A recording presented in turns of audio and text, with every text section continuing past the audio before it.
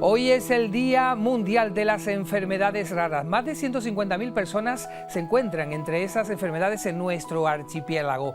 La fisioterapia es importantísima cuando se te diagnostica, desde muy pequeño especialmente, esta enfermedad. Hoy vamos a hablar y vamos a dedicar parte de nuestro programa a estas enfermedades raras y, repito, de la mano de una fisioterapeuta.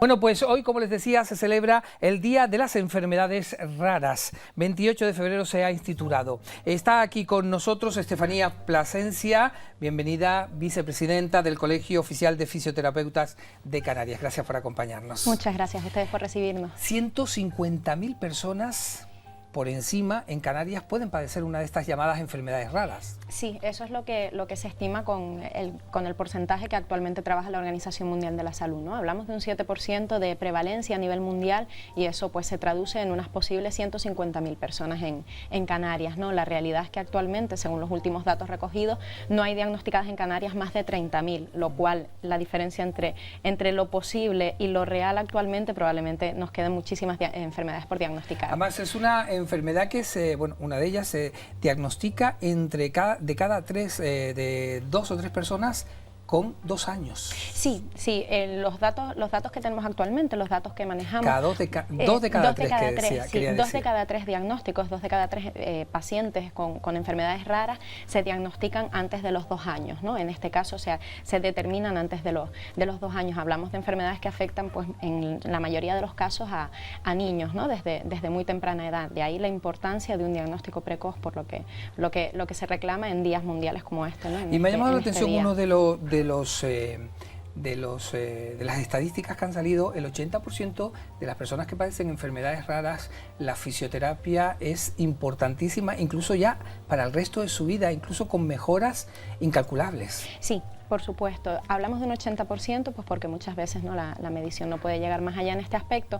Las enfermedades raras, en su mayoría, los pacientes nos presentan afectaciones neurológicas, presentan afectaciones respiratorias, en su mayoría también presentan hay muchos déficits, alteraciones de la movilidad, disminución de la movilidad, incluso dolor crónico, ¿no? Aquellos que llegan a edades avanzadas presentan un dolor crónico asociado a esa enfermedad rara. La fisioterapia puede ayudar en todos esos aspectos, ¿no? La fisioterapia pues tiene siempre un área asociada prácticamente a cada una de las áreas médicas, pues hay asociada un área de fisioterapia. En este caso, fisioterapia neurológica y respiratoria son las principales que trabajamos para las enfermedades raras y con eso muchas veces conseguimos que el paciente mejore. Muchas veces que no aparezcan determinadas secuelas, determinados problemas asociados a las enfermedades o en el caso de aparecer, pues que por lo menos se mantengan y muchas veces que mejoren en la medida de lo posible, en la medida que permite la propia enfermedad. Estamos viendo imágenes de fisioterapia, de enfermedades raras.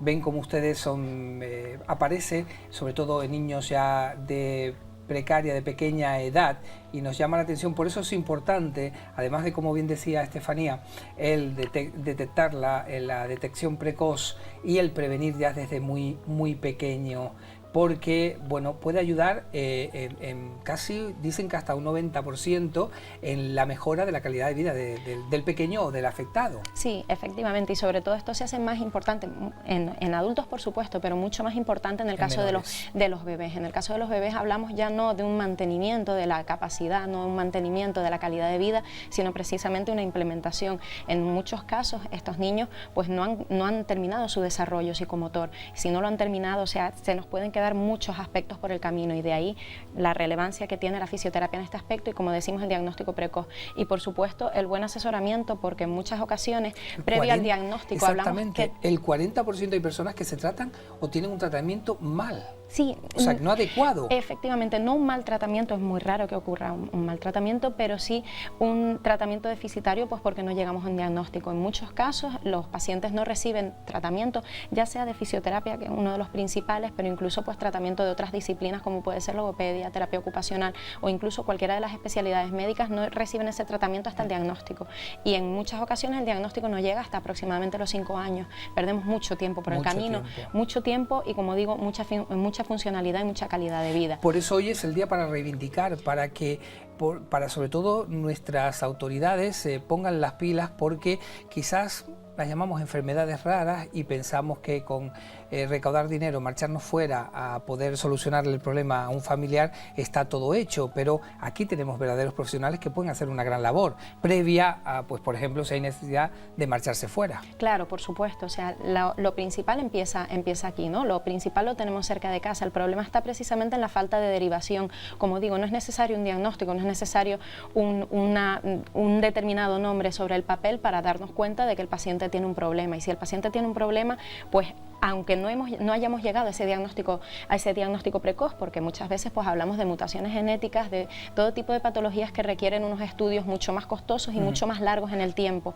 pero durante ese tiempo el paciente está perdiendo, evidentemente si no se deriva a los profesionales adecuados, y en este caso pues como digo, la fisioterapia puede estar ahí porque esos signos y síntomas que aparecen, que nos hacen saltar las alarmas para decir, bueno, pues igual mi hijo tiene una enfermedad rara, el fisioterapeuta puede estar ahí para precisamente ayudar en ese desarrollo psicomotor, intentar mejorarlo en todo lo posible, mejorar todo aquello que se va perdiendo, al margen de que ya tengamos un nombre sobre el papel, como digo, y por supuesto al margen de tener que derivar pues tal vez un paciente fuera porque no haya una unidad determinada aquí, antes de ese diagnóstico. Pues Estefanía, muchísimas gracias por estar hoy con nosotros, porque a veces quizás la labor del fisioterapeuta la derivamos solamente pues cuando tenemos, por ejemplo, algún problema de muñeca, de hueso, y no, vean ustedes la importancia de la labor de estos profesionales. Gracias. Muchas gracias a ustedes por recibirme. Bueno,